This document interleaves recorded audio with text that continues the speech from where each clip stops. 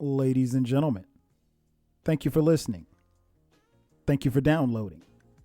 And thank you for subscribing to the latest edition of the 12 Kyle podcast. I'm 12 Kyle. Check this out.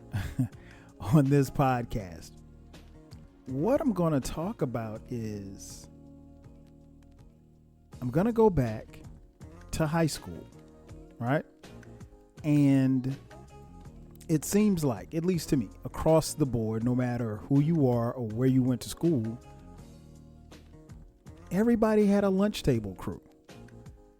Your lunch table crew was basically the people that you kicked it with at lunchtime. And for some people, that was the only time they kicked it, but the lunchroom was a special place. And I came to this idea from listening to my man B. Cox at the Vault Classic Music Review podcast. Shout out to B. Cox and the crew. On one of his podcasts, they were talking about, he and the guys from the crew were talking about the fact of them kind of getting together at lunchtime and, you know, being in school and the things that happened as far as like how they would talk about music. And it got me to thinking about just those same things that happened when I was in high school back in the day at the lunch table. And what was interesting was a couple of things. When I look back on it, I'm amazed at really what I remember, because I actually remember a lot of stuff, given the fact that at the time of this recording, I've been out of high school for 25 plus years. That being said, lunchtime was cool. It was dope. We had, let me just tell you about my lunch table crew. My lunch table crew, honestly, really wasn't that deep. My lunch table crew consisted of me and two other people, two of my closest friends. My homeboy Shaft, and Shaft and I, we've been tight since like 8th grade, and 7th, 8th grade, I can't even remember. And my homegirl Jamel, and Jamel and I've known Jamel since I was like 8 years old. So we go way back, and she is one of the, you know, closest people to me, even to this day. And we would just kick it, just the three of us. And what was interesting was, like, I had other friends, other close friends. I had other people in my crew, but for some reason, like Jay Fresh or my boy Zell or Derek, we never had lunch together. I don't know how that worked out, but in the 4 years of high school, we never had lunch together. So I just remember always being with Shaft and Jamel. And Jamel is a year younger than me and Shaft. So she kicked it with us for, 3 years. And but that was my crew. Like, I ain't really lunchtime. And obviously, as many of you know, maybe you don't know, when I was in high school, I played football too. So I had teammates, but I never sat with my teammates at lunch. I never hung out with anybody else but Jamel and Shaft. So that was our lunch table crew. Now, what was always interesting about lunch was what you talked about. Looking back on it, and when I think back to those times, and we're talking, I graduated high school in 1991, right? And when I look back at that time in my high school, Wilson High School in Florence, South Carolina, it's a predominantly black high school, right? So it's probably, back then it was probably about 90% black, 90% black, maybe 10% white. And I think I could say this about most schools, no matter what the racial makeup was. The lunchroom might have been the most segregated portion of the day because at one table, you might have the nerds. At another table, you might have the jocks. At another table, you might have mostly white kids.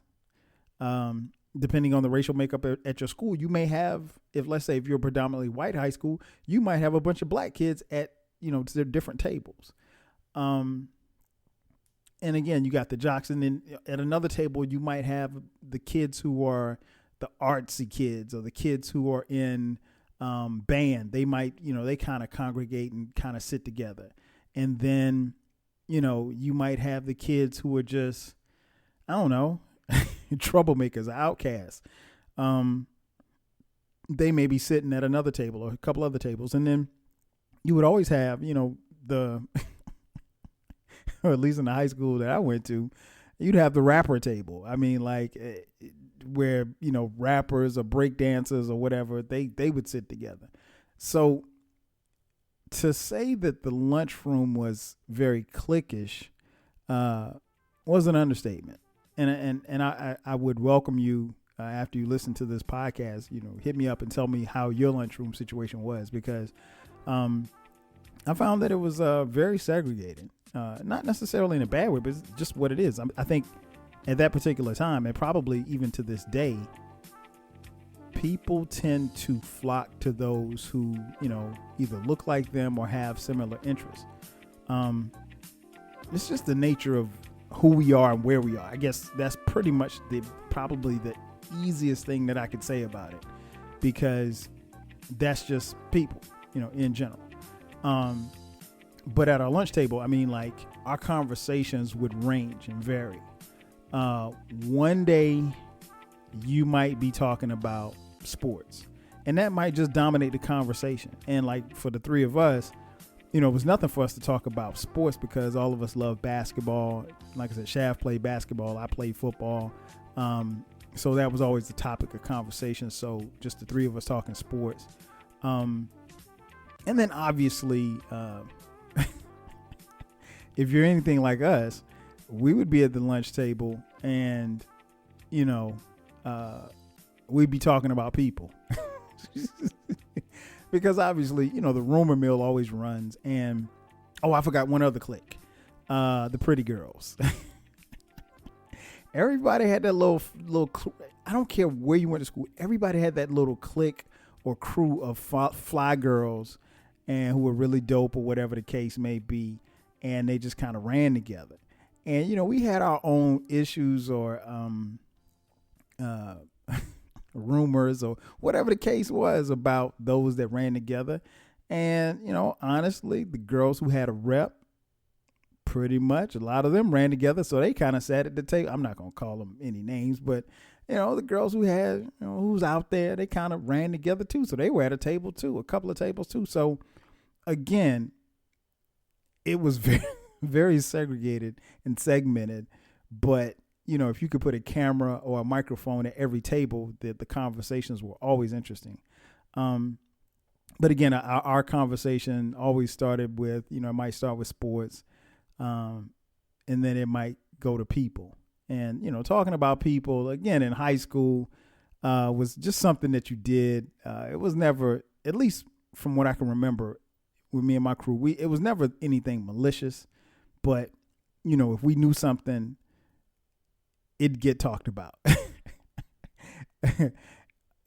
Suffice to say, I mean, lunch was lunch. I mean, you got food on the table. So, I mean, that goes without saying. But over the conversations, we would have over, I don't know, the rectangular pizza, French fries and things of that nature like that. Lunch was cool in high school. It wasn't, we didn't have bad lunches. We had pretty cool lunches, but, it wasn't nothing that was going to fill you up. And I laugh when I think about, some of the kids of today, because, you walk in these high schools and they have, they have places where you can, like fast food places in the school, or you can get that type of food, or better yet, you can actually leave the campus and go get some food, which that could never happen when I was in high school. You couldn't leave campus. Once you were on campus, you had to be there. But yeah, so our conversations would kind of go around like that. So you would see different crews and you see different people or whatever the case may be. one other thing that we always talked about, obviously, was music. Um, Music was very important. It was something that obviously would dominate the conversation. And, you know, every now and then, maybe every other day, someone would start beating on the table. And next thing you know, somebody's rapping.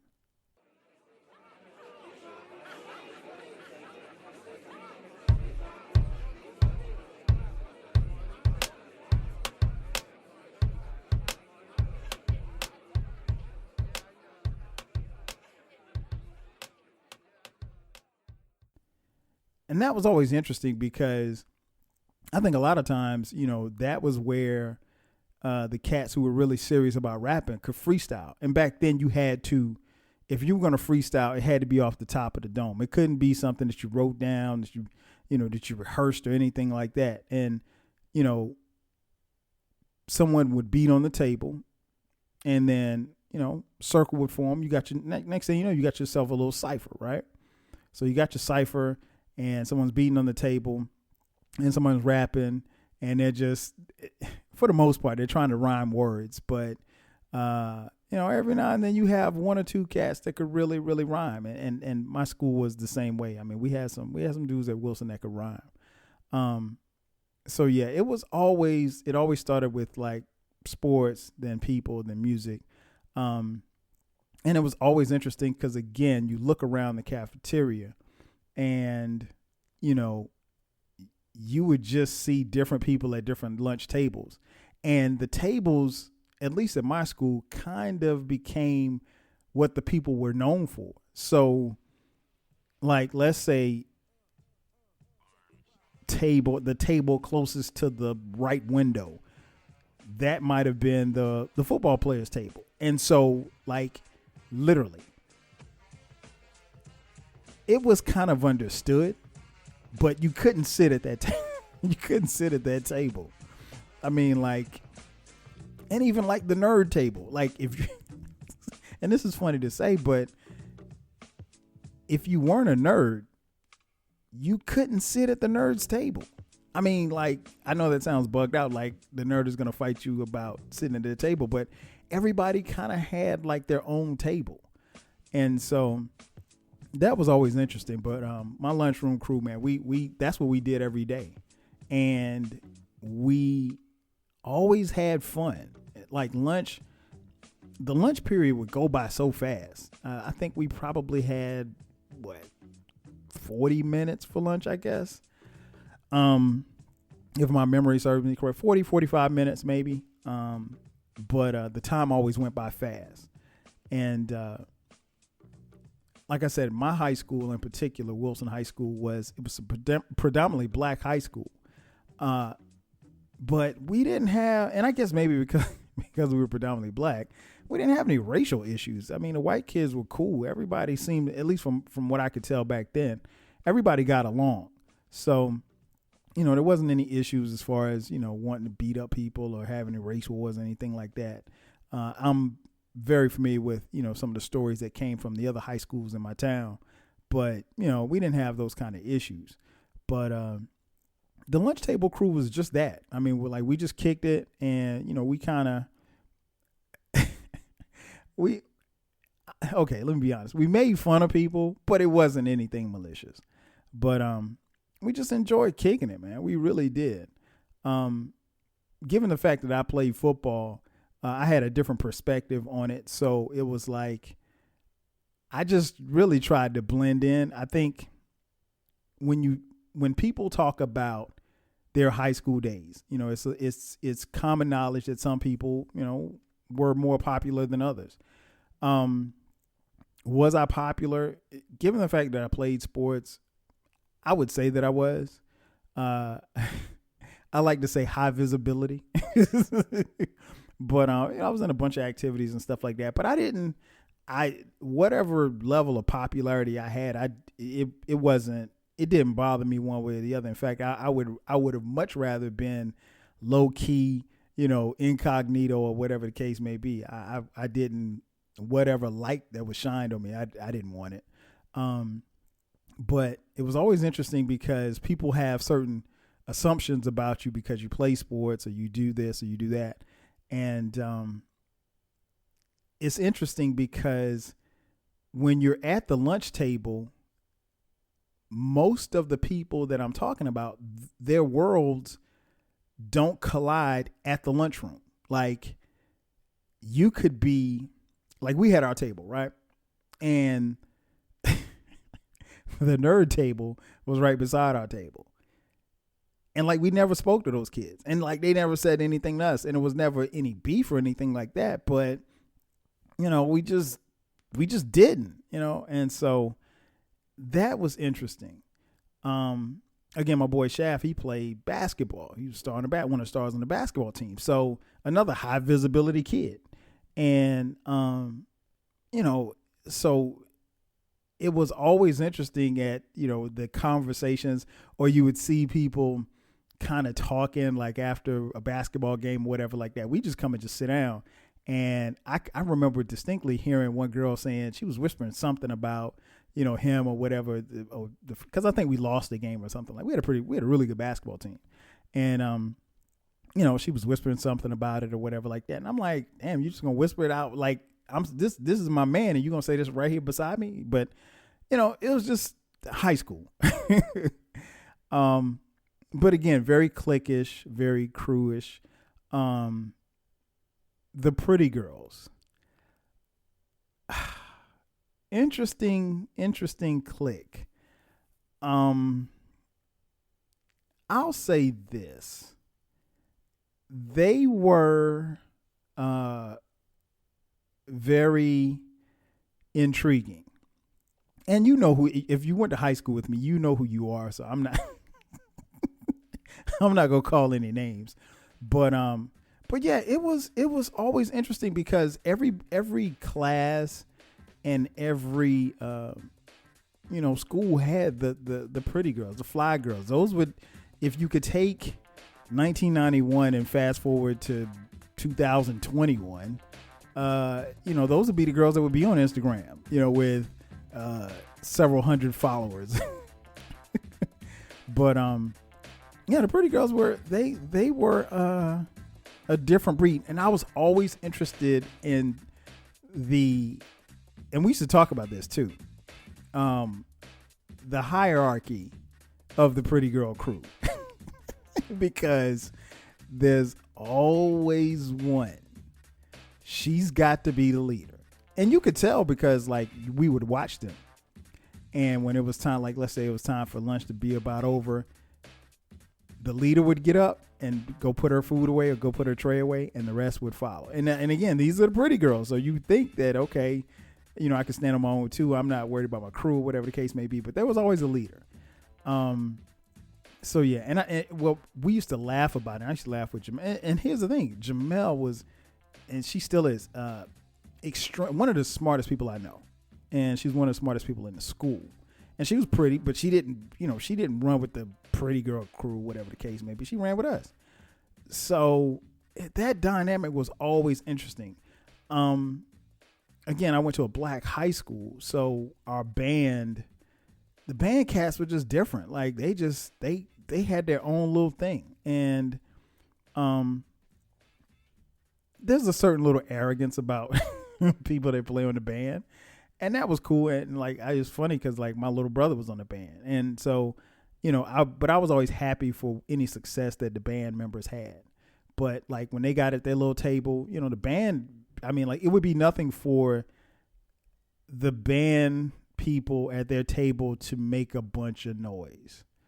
Them and the rappers, the rap crew, they would make a lot of noise, obviously, but you know, it would always be, and it was funny, like anytime you had somebody rapping or beating on the table, there would always be like security guard or somebody come over and tell them to be quiet. I mean, like, come on, man. We're in high school. But yeah, it was very interesting. The lunch table crew was we had a good time, and I remember those days, and I remember, you know, some of those conversations. And again, I'm not going to name any names, but for those who are listening who went to high school with me, they know who I'm talking about. But yeah, and then I mean, obviously you had the thug crew. The kids who were just a little rough around the edges. Kids who got into a little bit more trouble than the average kid. And then you had some kids, honestly, who just didn't have a lot. And it's interesting because I remember having this conversation with my sons when they were in high school. And I was telling them, I was like, look, you're privileged in the fact that you go to a high school where everybody's kind of, you go to this theme school and everybody's, in uniforms and, parents drop them off in nice cars and they, go back home to 2-parent homes and, live in this lifestyle or whatever the case may be. But I was like, I went to high school with kids who, if they didn't come to school, they didn't know when they were going to eat. Kids like that. There was a lot of kids like that. And, who just were less fortunate and they just didn't have. So, you never made fun of those kids, but you knew that they existed. And, they might come to school with, clothes that might be a little bit dirty or they might be a little smelly because they've been wearing them. They might have worn the same pair of jeans 3 out of the 5 days. But, it was what it was. You didn't make any fun of them. But, in our lunch table, we just, they were accepted. I think for the most part, we accepted everybody. But we did make mental notes of certain things that we saw. There was always interesting times when the jocks, whether it be football players or basketball players, kind of had run-ins with people. Because, perfect example. Like, I remember, again, the nerd table was right next to my table. And I remember one of the cats from the football team, he came, we had pizza one day, and he was like, he just walked over to the nerd table and he asked this kid, he was like, yo, Billy, you want that pizza? And he almost put his finger in the pizza. And I mean, Billy's like, I don't know, 105 pounds, soaking wet. What's he going to say? He's not going to tell him you can't have my pizza, but he really wanted to eat that pizza. But, he gave it up because he didn't want to, or what he thought might happen. It was a little stuff like that. But I really enjoyed, kicking it with the lunch table crew. And I really enjoyed, like I said, one of my favorite memories was, watching cats beatbox and beat on the table and rhyme. That was funny. And then we always had the cats who were funny, who would just, tell jokes on each other all day. So that was funny too. But it was always an interesting dynamic. Again, at a predominantly black high school, even amongst the black students, very segregated and segmented. But yeah, man. So I just had to get on here and talk about what it was like at my school with my lunch table crew. Hit me up. Let me know if you've got a crew or if you how the things were when you sat down and ate lunch in high school. Ladies and gentlemen, that's going to do it for me. Thanks again for checking out this edition of the 12 Kyle podcast. I'll catch you guys next time. 5 G's.